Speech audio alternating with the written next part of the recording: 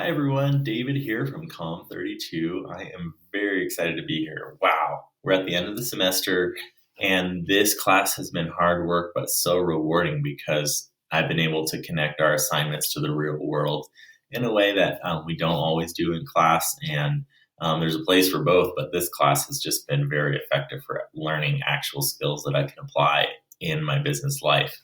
So, before I tackle my proposal, I want to give you a little overview. I'm going to be kind of walking you through the who I'm presenting to, why I'm presenting to, my solution, and I'm going to offer you at the end some of the ways that I learned a lot, some of the things that I could have done better, a little self critique, if you will. So, let me introduce you to the company that I work for.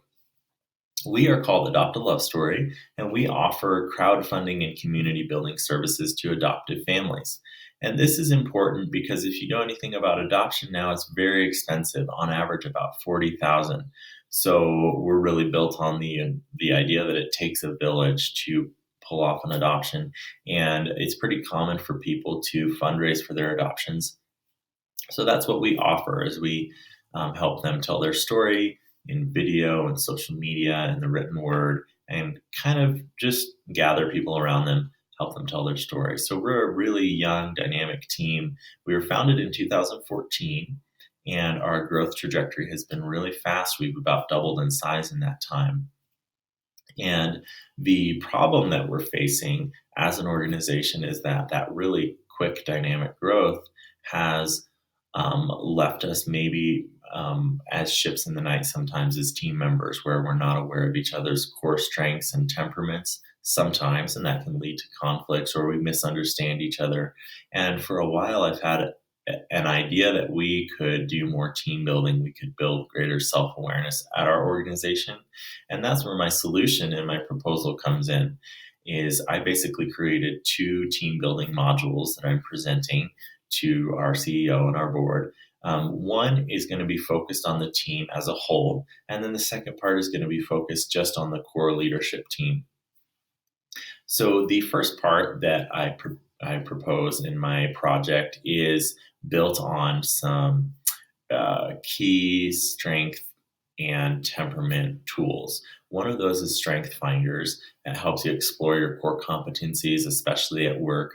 Myers Briggs Type Indicator is a tool I presented on earlier in the semester, and that is huge for understanding how your temperament interacts with the people around you, especially at work. And finally, the Hogan Development Survey is one that we're going to take a look at as well. That is all about emotional intelligence at work. That helps you really discover and determine the ways that you respond to stress and pressure at work. And it helps you understand the environments in which you thrive. So you can see that would be really helpful for our team. And all of these would be facilitated by a leadership company that's called V2 Leadership Solutions. And I had a chance to sit down and interview one of the lead partners there. And they sort of customized and built this program for our team along with me and offered a price quote that I could put in the proposal. And the capstone of this would actually be a facilitated seminar where one of the leadership teams from that company comes out and helps our employees, our leaders, figure out who they are and kind of translate their results from these tests. The second part is just going to be for the core leadership, and this is based in the work of Brene Brown.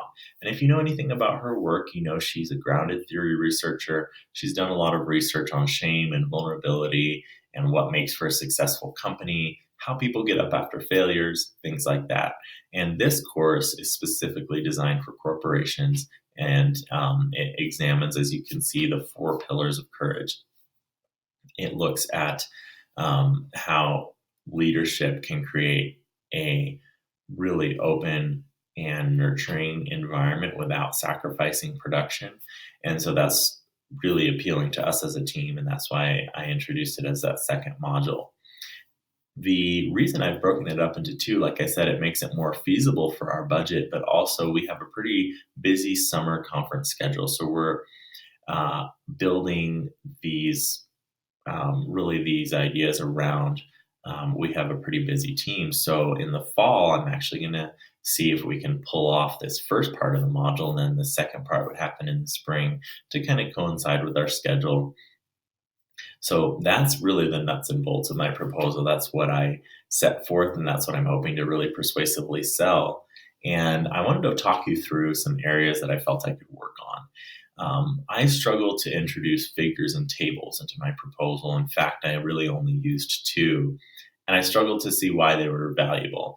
And I think in hindsight, I recognize that whoever is taking a look at this proposal might just be flipping through or scrolling through, and an image or a table or a statistic might jump out at them and help them engage with the proposal as like a little thumbnail sketch, kind of like you see a trailer for a movie and it's really intriguing. And if I had thought of it that way, I think I would have used more figures and tables. Finally, I think I didn't connect the idea that a higher functioning team, a more self aware team, could be a more profitable team, which would have helped me really persuasively pitch this idea a little more. So I didn't make that connection in my proposal. I think I felt like I ran out of time. And that's something that I might verbally help continue to pitch this idea, is really connect the idea of a higher functioning team as a more productive team. The next thing I want to take a look at is the areas that I learned a lot in. The first one is having an idea is not the same thing as selling it. It's pretty easy to come up with these big ideas and be sort of an armchair CEO. And this was a really important discipline and practice for me to go out there and say, I need to research my ideas, connect them with real dollars and real schedules. That was really helpful and a little bit sobering. The other thing I learned is that these big ideas are only scalable when we sit down and we do the work. And proposals, I have to be honest, have been really intimidating to me in my career. And this is the first time I really pulled off what I think of as something I'm really proud of.